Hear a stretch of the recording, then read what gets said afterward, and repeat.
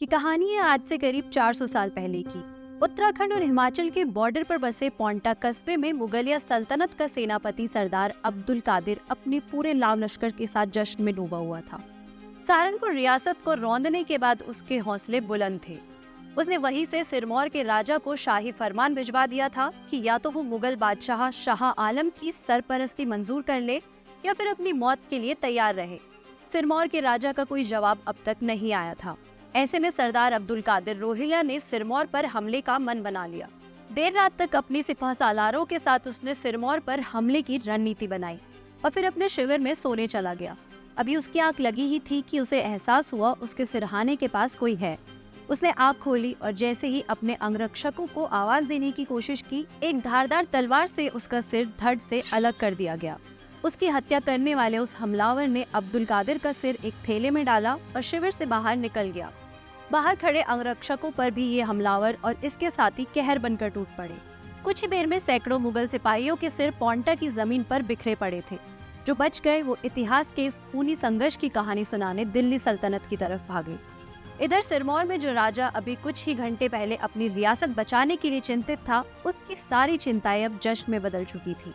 उसे धमकी देने वाले का कटा हुआ सर उसके सामने लाकर रख दिया गया था और इस असंभव को संभव कर दिखाया था जौनसार इलाके के नंतराम नेगी ने। वही जौनसार जिसके इतिहास में कई वीर योद्धाओं के नाम और कई स्वतंत्रता सेनानियों की वीर गाथाएं दर्ज है। जौनसार उत्तराखंड का वो क्षेत्र है जो न केवल अपनी प्राकृतिक खूबसूरती के लिए मशहूर है, बल्कि अपनी कला, संस्कृति, साहित्य, तहजीब और वीरता के लिए भी विशिष्ट पहचान बनाता है। लेकिन गढ़वाल और कुमाऊं की तुलना में इस क्षेत्र और यहाँ की विभूतियों पर कम ही चर्चा हुई है। आज हम आपको जौनसार की ऐसी ही कुछ अमर विभूतियों से परिचित करवाते हुए ले चलेंगे इतिहास की एक यात्रा पर। नमस्कार, मेरा नाम है प्रगति और आप देख रहे हैं 12 मासा का कार्यक्रम डांडी घाट।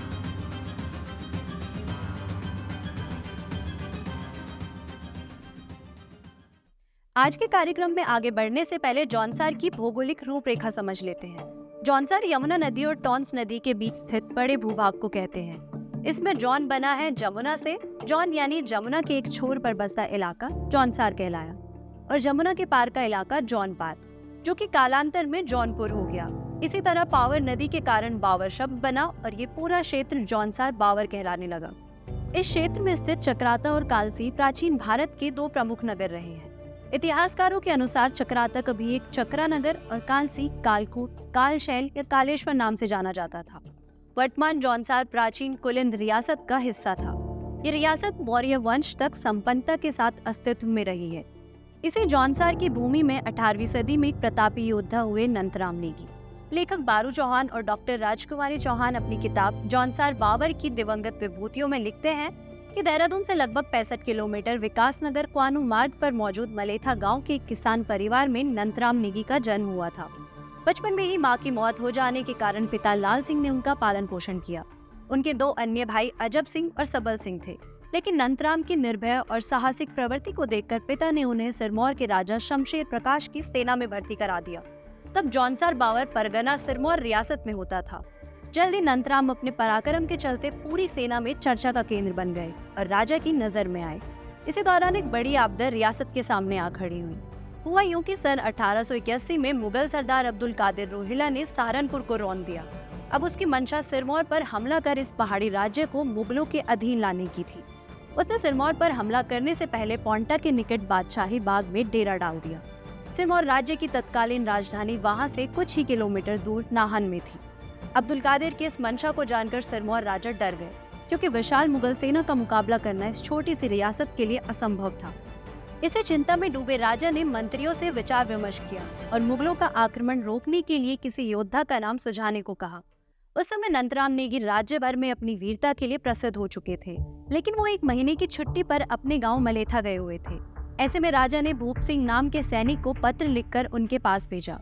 राजा का संदेश मिलते ही नंतराम ने अपने बुजुर्ग पिता और नवविवाहिता पत्नी से विदा ली और नाहन के लिए चल दिए। लेखक बारू चौहान और डॉक्टर राजकुमारी चौहान लिखते हैं कि राजा और नंतराम नेगी की मुलाकात बड़ी रोमांचक रही। राजा ने उनके युद्ध क्षेत्र में जाने से पहले ये ताकीद कर दी कि वो एक बड़ी शाही सेना से लड़ने जा रहे हैं, लिहाजा ये कदम जानलेवा भी हो सकता है। इस पर नंतराम मुस्कुरा भर दिए। राजा ने उन्हें सेनापति नियुक्त किया और शाही घोड़े तथा तलवार से सुसज्जित कर रवाना किया। लेकिन इस रवानगी के दौरान राजा ने ये चुनौती भी व्यक्त की कि अगर वो मुगल सरदार अब्दुल कादिर को मारकर उसका सिर ले आए तो फिर क्या ही कहना। नंदराम ने हुंकार भरते हुए इस चुनौती को स्वीकार कर राजा से विदा ली। सेनापति नंदराम इस बात पर भी अत्यधिक उत्साह में थे कि राजा जिस तलवार और शाही घोड़े से खुद लड़ते थे वो उन्होंने नंदराम को सौंप दिए थे। राजमहल से भूप सिंह समेत कई प्रशिक्षित सैनिकों को साथ लेकर नंदराम ने पोंटा से कुछ पहले कटासन मंदिर में मां भवानी के दर्शन किए। उसके बाद अपना हुलिया बदल कर वो बड़े गोपनीय तरीके से मुगल शिविर में घुसे और सारी जानकारी इकट्ठा की। इस दौरान आसपास के क्षेत्र में अत्याचारी मुगलों द्वारा किए गए विनाश को देखकर उनका आक्रोश और भी बढ़ गया। इधर मुगल सरदार इस मद में चूर था कि छोटा सा राज्य सिरमौर का भला कौन सा योद्धा उसके शिविर में आ सकता है। उसे क्या पता था कि नंदराम नेगी आज उसका काल बनकर आ रहा है। मुगल सैनिक बेस बेफिक्री में बेसुध पड़े थे। नंदराम सीधा अब्दुल कादिर के कक्ष में दाखिल हुए। उसे सोता हुआ देखकर उन्हें अपना वचन याद आया। उन्होंने अब्दुल कादिर को जगाया और उसके जागते ही एक झटके में उसका सिर धड़ से अलग कर दिया। उनके वीर सैनिक भी मुगलों पर टूट पड़े। अचानक हुए इस हमले को जब तक मुगल सेना भाप पाती उससे पहले ही नंदराम के सैनिकों ने कोहराम मचा दिया था। मुगल सेना में अफरा तफरी मच गई। उन्हें जब पता चला कि उनके सरदार की हत्या हो गई है तो पूरी मुगल सेना पीछे हट गई। जब राजा को इस विजय का समाचार मिला तो वो भी उत्साहित होकर नाहन के लिए चल दिए। रास्ते में ही राजा और नंदराम की मुलाकात हो गई। उन्होंने मुगल सरदार का रक्त रंजित सिर थैले से निकालकर राजा के चरणों में रख दिया। राजा की खुशी का कोई ठिकाना नहीं रहा। उन्होंने नंदराम को गले लगाया और गुलदार की उपाधि से सम्मानित किया। इसके साथ ही उपहार में 3 जागीर उन्होंने नंदराम को दी। ये जागीर मराड़ और स्यासू में है, जो क्षेत्र अब हिमाचल प्रदेश में आता है। तीसरी जागीर कालसी उत्तराखंड में है। मलेथा गांव में आज भी नंदराम नेगी के हथियार सुरक्षित है और हर साल विजयदशमी पर बड़ी धूमधाम से उनकी पूजा होती है। नंदराम नेगी की घटना से लगभग 200 साल बाद इतिहास फिर से दोहराने वाला था, लेकिन इस बार दुश्मन मुगलिया सल्तनत नहीं बल्कि अंग्रेजी हुकूमत थी। ये कहानी है जौनसार बावर के केसरी चंद की। केसरी चंद कालसी विकास खंड के क्यावा गाँव के रहने वाले थे। इतिहासकार बारू चौहान और डॉक्टर राजकुमारी चौहान बताते हैं कि केसरी चंद का जन्म क्यावा गांव में 1 नवंबर 1920 को हुआ था। ये वो दौर था जब अंग्रेजी हुकूमत के जुल्म असहनीय हो गए थे। इन्हीं जुल्मों के कारण गुलाम भारतीयों के जहन में राजनीतिक जागरूकता भी आ रही थी। केसरी चंद के पिता का नाम पंडित शिवदत्त था और माता का नाम रायबेली था। केसरी इनके सबसे छोटे पुत्र थे। केसरी चंद का बचपन तमाम उलझनों में बीता था। उनकी माँ का स्वर्गवास उनके जन्म के 6 महीने बाद ही हो गया था। ऐसे में उनके पिता ने स्वयं ही उन्हें बड़े लाड प्यार से पाला पोसा और निश्चय किया कि वो अपने बेटे को एक बड़ा अधिकारी बनाएंगे। अपने सपने को पूरा करने के लिए उन्होंने केसरी चंद को शिक्षा के लिए गांव से लगभग 55 किलोमीटर दूर चौहटपुर कस्बे भेजा।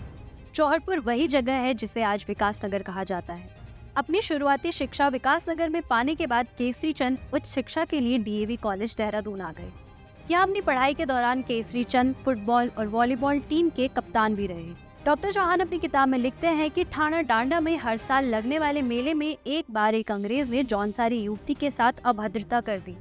मेले में अंग्रेज फौजियों का जमावड़ा था, लेकिन केसरी चंद को जैसे ही इस घटना की जानकारी मिली उन्होंने अपनी परवाह न करते हुए उस अंग्रेज की जमकर पिटाई कर दी। गुलाम भारत में इसकी कल्पना करना भी मुश्किल था कि कोई जौनसारी या कोई भी आम भारतीय किसी अंग्रेज की पिटाई कर सकता है। इस घटना से आसपास दहशत में भगदड़ मच गई, लेकिन अब स्थानीय लोग भी प्रतिरोध में उतर आए। लिहाजा अंग्रेजों को वहां से हटना पड़ा। इसी प्रकार एक घटना का उल्लेख शहीद केसरी चंद के भाई ने अपने एक स्मरण में किया है। वो लिखते हैं कि छटेऊ गांव में हमारे एक रिश्तेदार के यहाँ सत्यनारायण कथा का आयोजन था। जौनसार बावर के रीति रिवाज के अनुसार वे रिश्तेदार छानी से अपनी भैंसों का दूध काट के एक बड़े बर्तन, जिसे स्थानीय बोली में कठिया कहते हैं, छटेऊ ले जा रहे थे।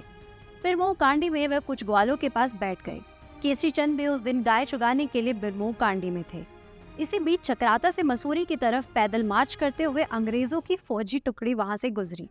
उनमें से एक फौजी ने केसरी चंद के भाई के दूध के बर्तन को लात मार कर गिरा दिया और अट्टहास करने लगा। केसरी चंद ने आओ देखा न ताओ और उस अंग्रेज पर टूट पड़े। केसरी चंद का गुस्सा देखकर पिट रहे अंग्रेज अधिकारी का कोई भी सिपाही उसे बचाने नहीं आया। हालांकि ये भी लगता है कि बर्तन पर लात मारने की हरकत अंग्रेज सिपाहियों को भी पसंद नहीं आई थी। वक्त बीता और केसरी चंद 10 अप्रैल 1941 को royal Indian army service corps में नायब सूबेदार के पद पर भर्ती हो गए। उन्होंने उसी साल यानी 1941 में फिरोजपुर में वाइसराय कमीशन ऑफिसर का कोर्स भी पूरा कर लिया। इन्हीं दिनों द्वितीय विश्व युद्ध जोरों पर चल रहा था। 29 अक्टूबर 1941 को इन्हें मलाया में युद्ध के मोर्चे पर भेज दिया गया। जहां वो 7 नवंबर 1941 को पहुंचे। इसके अगले ही महीने 27 दिसंबर 1941 के दिन इस साहसी युवक को सूबेदार के पद पर पदोन्नत कर दिया गया। युद्ध के मोर्चे पर 15 फरवरी सन 1942 को जापानी फौज द्वारा इन्हें बंदी बना लिया गया।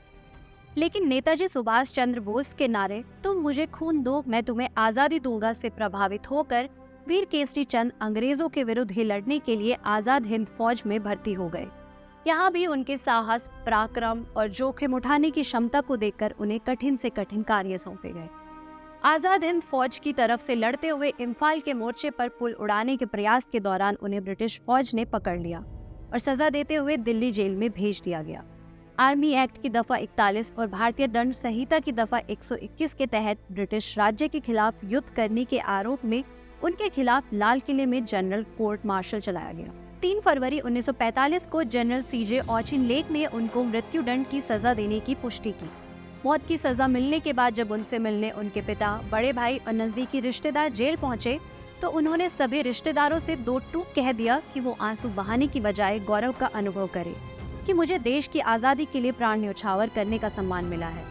मात्र 24 साल 6 महीने की अल्पायु में इस महान देशभक्त को 3 मई 1945 की सुबह दिल्ली जिला जेल में फांसी के तख्ते पर लटका दिया गया। लेकिन उनकी शहादत और उनकी वीरता का इतिहास आने वाली तमाम पीढ़ियों को प्रेरणा देता रहेगा। हमारे सहयोगी मनमीत की लिखी स्क्रिप्ट आपको कैसी लगी, हमें कमेंट करके जरूर बताएं। पहाड़ से जुड़े ऐसे ही दिलचस्प किस्सों के लिए जुड़े रहे 12 मास।